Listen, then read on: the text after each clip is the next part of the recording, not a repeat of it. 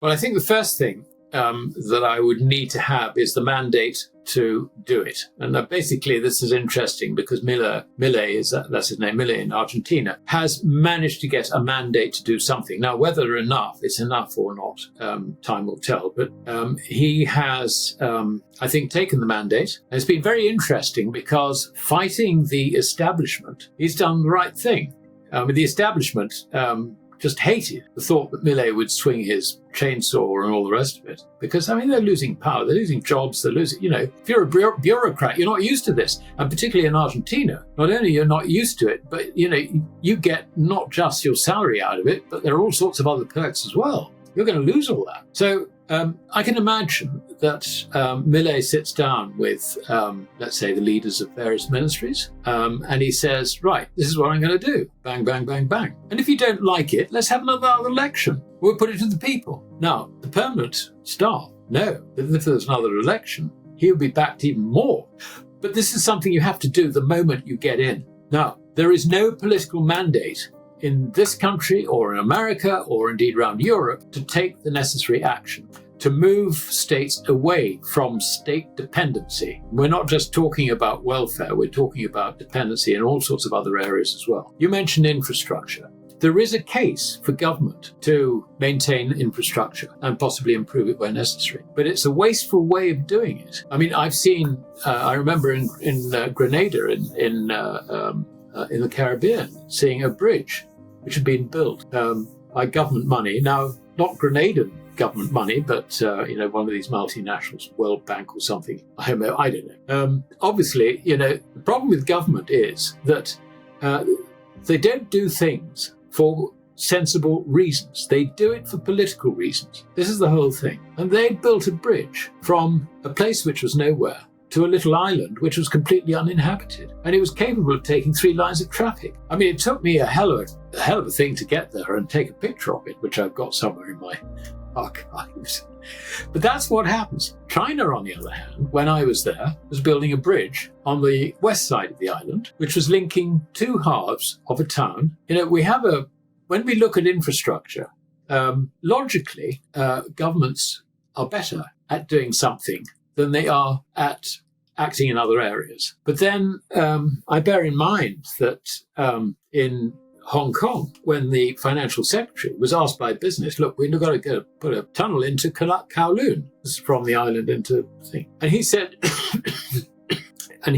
this is John Cowperthwaite. He said, well, if it's justified, then you do it. I'm not going to do it. That was a classic example of where government really is needed to improve the infrastructure. There you've got this island, which is incredibly populated. You've got to have a tunnel, of course. Sorry, of course you have. But no, John Cowperthwaite turned around and said no. The moral of the story is that the private sector can actually do its own infrastructure. You might have to pay tolls on new roads, but that works. So I don't buy the story. I'm not saying, I'm not ruling out roles in infrastructure entirely. I think there may well be, but to bull it up as this is something only government can do, I think is a mistake. Returning to your point, I would need that mandate. I would need a Milei mandate and more. And I think the only way that I would get that is a complete collapse of the fiat currency system. Then I reckon I could probably restructure the economy, restructure the way things work, cut out all the waste, as much as one possibly can. I would rejig the way the Treasury works, because the way the Treasury works is they have one general account. Everything comes into one general account, and then it's dispersed out there. The problem with that is that people get taxed on one thing, and the money gets spent on something else. So I would introduce something which would horrify the Treasury officials, and that is and this is the technical term, I would hypothecate revenue. In other words, taxes for maintaining roads will go back into maintaining roads. Everybody in the economy has got to know that if government takes money out of their pocket, where it is going to be spent. I think a lot of the problem is because revenue is not hypothecated, people just see sort of government has got, I just shout loud enough and I'll get money from government. They don't actually associate the function of that money from government with its source. that has got to be returned. So, I mean, there are things like that that can be done. But basically, you've got to get government out of business. I would get the central bank, the Bank of England, to stop trying to manage the economy with interest rates. We go back on a gold standard. Well, the first thing you need, let's not kid ourselves, is the mandate. I mean, people love to pontificate about fixing things, restructuring economies, slashing red tape, draining bureaucratic swamps. But unless you have that rarest of political assets, an actual mandate, then forget it. You'll just be a paper tiger barking orders in an empty room. Now, I've been watching what's happening in Argentina with some interest. Javier Milei, that chainsaw-wielding libertarian, managed to secure something resembling a real mandate. He didn't tiptoe into power with timid promises. He stormed in. And whether he ultimately succeeds or not, it's already telling. He's confronting the establishment, taking the fight to the very belly of the beast, and doing it with the confidence of someone who knows that if push comes to shove, he'll win another election. Now imagine that, winning more popularity by cutting the size of government. It's so absurd in the Western political mind that it sounds like fiction. But down there, they've had enough of inflation, corruption, and bureaucratic rot. Milei has read the room correctly. People are tired of being looted by their own government. They want dignity, and he's giving them at least the promise of it. But of course, the establishment is livid. Bureaucrats don't just lose their salaries, they lose their status, their perks, their unofficial supplements, if you catch my drift. Imagine you're an Argentine bureaucrat used to living like a minor aristocrat. And then one day Milei shows up, waving a metaphorical chainsaw, and says, "Right, this department? Gone.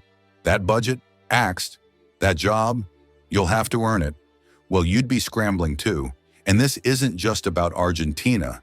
It's the same story in every Western nation today. America, Britain, the EU. The state has ballooned into this parasitic organism that feeds off productive people while delivering less and less in return. And I don't just mean the welfare state, though that's part of it. I mean the entire edifice of dependency: grants, subsidies, infrastructure, white elephants, public-private scams, regulatory empires. The modern state is like a giant Rube Goldberg machine. Every function could be done more cheaply and efficiently by the private sector. Yet we're told that only government can ensure fairness and steward the future. It's baloney. Let me give you a real-life example. I remember traveling through Grenada in the Caribbean. Beautiful island, lovely people. And there I saw something I'll never forget, a bridge. Not just any bridge. This one had been built reportedly with foreign aid money, perhaps from the World Bank or another well-intentioned globalist institution. And what did this bridge connect? It went from nowhere to an uninhabited island. That's right. No cars, no villages, no purpose. Yet it was wide enough for 3 lanes of traffic. The bridge to nowhere, funded by your tax dollars and mine. And it wasn't a fluke. This sort of thing happens all the time. Why? Because governments don't build for function. They build for politics. Contrast that with China, where, whatever your opinion of the CCP might be, infrastructure at least serves a discernible purpose. I once observed a bridge being constructed on the west side of a Chinese island, linking 2 heavily populated areas. Makes perfect sense. It connected real people in real towns who needed it. That's what infrastructure should be. But in the West, it's a jobs program disguised as investment. It's vote buying in concrete and steel. We are told again and again that infrastructure is a natural domain of government. Nonsense. I remember in Hong Kong before the British handover, when the financial secretary, John Cowperthwaite, was asked about putting in a tunnel from Kowloon to the island. The business community was begging for it. But Cowperthwaite, with the calm logic of a true classical liberal, replied, "If it's justified, you'll do it. I won't." That's the spirit. That's what real leadership looks like. And eventually, yes, the private sector did build it. And guess what? It worked. Tolls covered the cost, the tunnel connected thousands, and nobody needed a bloated government department to mismanage the process. You see, the private sector doesn't need government as much as we're told. Quite the reverse. It thrives when government gets out of the way. And yet here we are, watching our governments pour billions into vanity projects while core services collapse. Trains don't run on time. Schools can't teach basic arithmetic. Hospitals are understaffed. But don't worry, we've got a new $12 billion high-speed rail to a town no one visits. That's the rot I'm talking about. They're trying to get gold down, sort of trying to get a positive spin for the dollar. Just don't buy it. I mean, it's complete nonsense. What is going to change? Nothing. And furthermore, the dollar is in a debt trap, and that debt trap is being sprung shut, and there is no escape. Well, there is an escape, but politically it's completely implausible. The idea that you cut spending. We've got a spendthrift president. His business background is real estate. What does he want as a real estate guy? He wants lower interest rates. He'd quite like a lower dollar because that would suck in the tourists or, whatever the argument is. So he turns around and tells Powell, get those rates down. We want to see the dollar lower. This is real estate man talking. And his big, beautiful bill, another God knows how many trillion of dollars. And that's probably a base figure, actually, rather than the end figure anyway. So, he's just destroying currency. And not only that, but the tariffs undoubtedly are putting the world into recession. And when the world goes into recession, the tax take to cover the debt, if you like, to theoretically cover the coupons on the debt, will diminish. So you have debt increasing while tax drops. That is a debt trap. You can't finance the debt, and they're already having problems rolling it over. So I think that's where we are. Where we are. I really do think that any dip in the gold price, you will find central banks, Asian families, all the rest of it will be in there picking it up. And of course, the way they're doing this, if they can do it in London, fine. But otherwise, they're just standing for delivery on Globex, which is the international facility on COMEX. And the amount of gold being stood for delivery is just increasing and increasing and increasing. Since April the 2nd, which was Trump's, Liberation Day, over 250 tons have been stood for delivery. Where's he going to come from? Not America. Gold. It's not gold going up. It's the dollar going down. And it's not just the dollar. The dollar is the best, or if you like, the most important of the fiat currencies. Dollar goes down, the others go down as well. At the moment, the race to the bottom is being won by the dollar, but I'm sure that'll change. That'll turn around. So I think that's the way to look at it. So any fall in the price of gold, in other words, rise in the value of the dollar relative to gold, I think is severely limited. I wouldn't rule out a bit of volatility. Give us your thoughts on the silver market and also silver derivatives. Are they in the same position as the gold derivatives market at present? Basically, yes, because the level of warehouse stocks in COMEX increased in silver at the same time as it did in gold. The difference is that warehouse stocks in gold have actually begun to decline, basically, as stands for delivery have been enacted. Now, the silver position hasn't declined. That is still pretty much at the maximum level of something like, I think, 500 million ounces.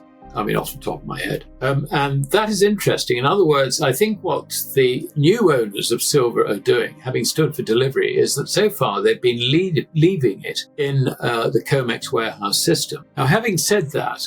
Let's continue. Because if there's one thing history teaches us, it's this. Monetary collapse isn't a bug of the system. It's the inevitable endpoint of fiat hubris. Every fiat currency ever created has failed. Every single one. Not some, not most, all.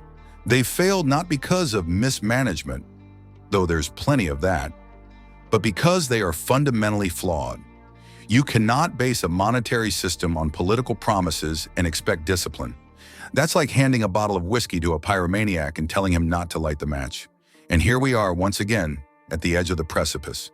The political class still believes they can manage the economy with interest rates, stimulus, and regulation. They treat markets like machines. Push button A, get result B. But economies are not machines. They are organic, complex, emergent systems composed of people, each making decisions based on incentives, information, and trust. And trust, once lost, is almost impossible to restore. So how do you fix this? Well, as I said earlier, not through gradual reform, The rot is too deep. You need collapse. You need a moment of catharsis, a shock so severe that it breaks the mental spell. Only then will people consider the once unthinkable. Only then can we restructure everything: government, money, taxation, and the very role of the state itself. Let's start with the Treasury. The way it functions now is utterly broken. All revenue flows into one black hole, a general account, and then gets redistributed according to political winds. There is no accountability. If you pay a tax on fuel, that should fund roads. If you pay a levy on broadband, that should fund broadband. But in reality, it just disappears into the void. And then, when a pothole isn't filled or a school is underfunded, we're told taxes must rise. The cycle continues. This is why hypothecation, earmarking tax revenue for specific purposes, is so vital. I know Treasury officials hate the idea. It constrains their discretion. It limits their ability to shift money around to suit the political fashion of the day. But that's precisely the point. If we're going to rebuild trust in government, we need to prove that the money taken from people is used for the stated purpose. Otherwise, it's just theft dressed up in polite language. But hypothecation is only the beginning. We need to slash the size of the state, dismantle whole departments, abolish non-essential agencies, let go of bureaucracies that exist only to perpetuate themselves. Do you know how many departments there are in the UK whose sole job is to measure diversity metrics, carbon footprints, and equity outcomes? These are not services. They are parasitic growths, bureaucratic tumors that consume public money and deliver nothing of value. And we can't stop there. We must fundamentally change the way money works. That means ending the central bank's role in setting interest rates. Interest is not a policy tool. It's the price of money. It should be set by the market, not a committee of unelected economists peering at spreadsheets. When you suppress interest rates artificially, you distort every other signal in the economy. You create asset bubbles. You destroy savings. You reward debt and punish prudence. You break the very foundation of honest commerce. I've often said that the central bank is the most destructive institution in modern society. It enables unlimited government borrowing. It manipulates markets. It rewards speculators over savers. And worst of all, it creates the illusion of prosperity while hollowing out the real economy. If you want to understand why inequality has exploded in the last 20 years, don't look to capitalism. Look to central banking. Look to QE. Look to ZERP. Look to the people who thought they could print their way to paradise. And yet, the solution is so simple it almost sounds quaint. Return to sound money. End the monopoly on currency creation.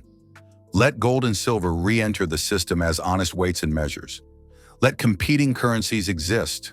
Let markets choose what money is best. That's how it worked for centuries. And that's how it could work again. But again, none of this will happen without collapse.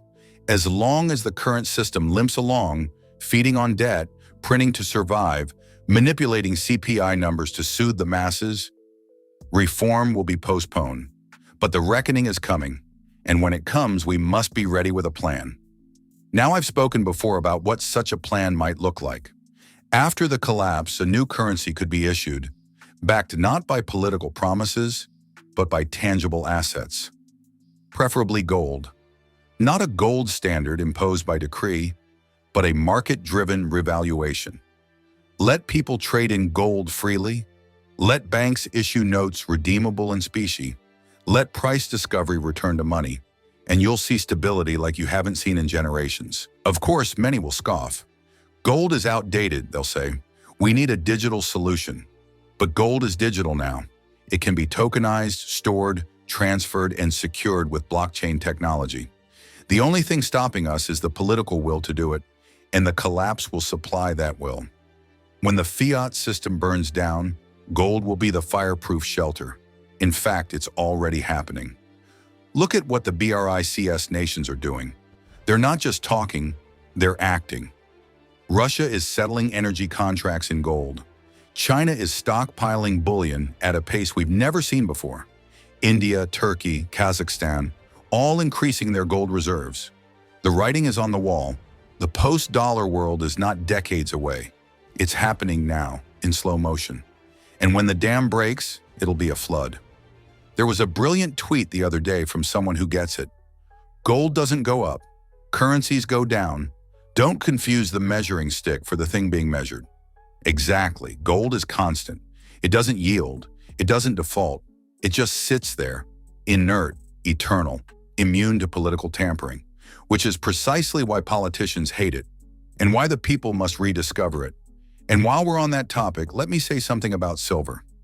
Often overlooked, often mocked, but criminally undervalued. At a gold-silver ratio of 90-1, silver is the bargain of the century. Throughout history, the ratio has averaged around 15-1. Even a conservative reversion to 50-1 implies an explosive upside for silver. And it's not just a monetary metal, it's also industrial. Silver is used in solar panels, electronics, medical applications. The demand is real and growing. In fact, the Silver Institute reports consistent supply deficits year after year. And where is the supply coming from? Not new mines? Not dramatically expanded production? No, it's being drained from investment inventories. Coins, bars, vaults.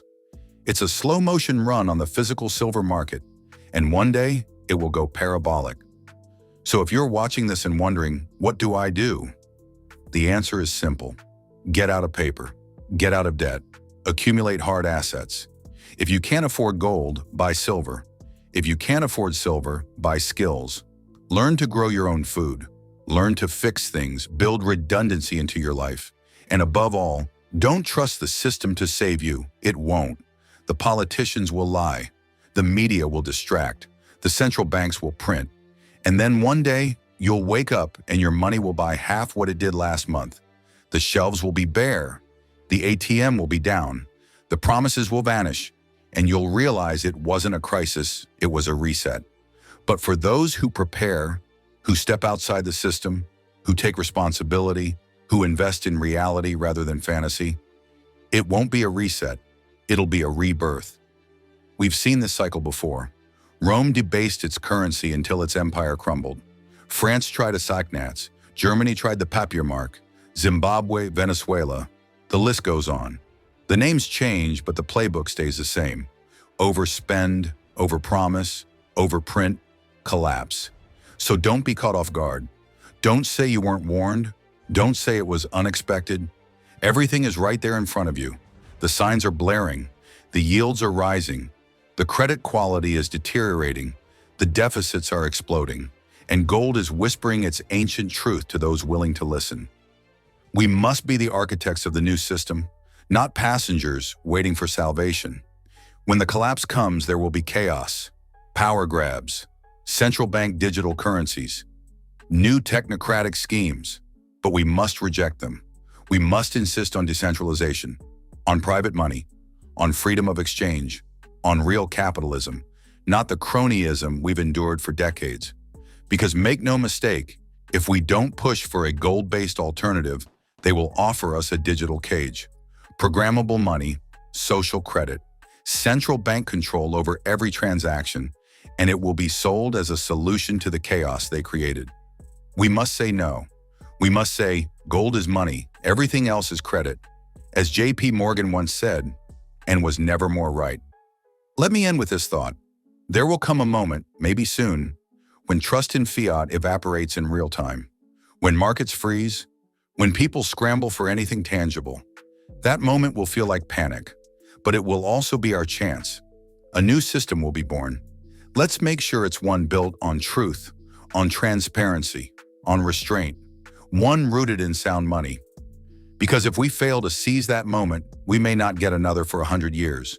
So be vigilant, be ready, and as always, stack while you can. Thank you. We'll speak again, soon, perhaps in a very different world. Stay informed about the latest developments shaping the precious metals markets with regular updates from the Finance Daily team. Not only that, but as a subscriber, you'll also receive timely silver and gold price notifications and early access to groundbreaking news unavailable to the general public. Join our free gold and silver newsletter today, link in the description.